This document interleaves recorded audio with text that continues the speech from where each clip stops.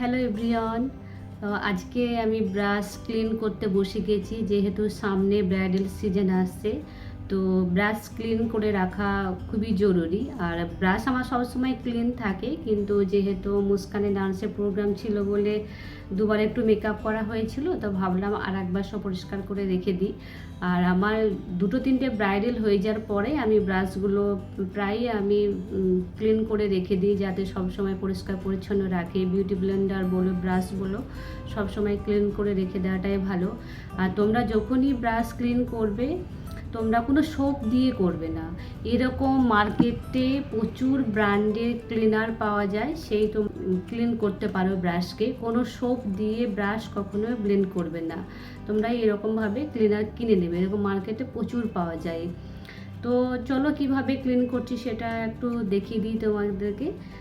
এরকম একটা টিস্যু নেবে, পরিষ্কার টিস্যু নেবে। টিস্যুর ওপরে তোমরা এটাকে এরকমভাবে একটু নিয়ে নিলে, টিস্যুর ওপরে এরকমভাবে একটু নিয়ে নিলে,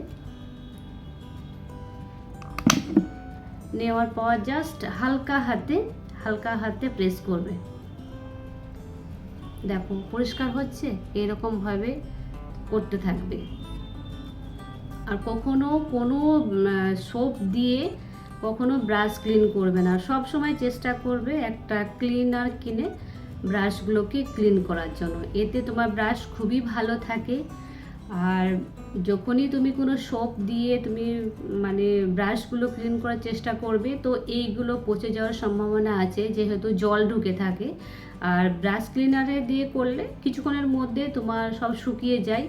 তো এটাই সব থেকে বেটার মনে হয়। তা তোমরা যখনই ব্রাশ ক্লিন করবে, ব্রাশ ক্লিনার দিয়ে করবে। দুদিন মুস্কানকে সাজানো হয়েছে, তা কীরকম বেরোচ্ছে, তো এরকমভাবে সবসময় ক্লিন করে রেখে দেওয়াটাই ভালো।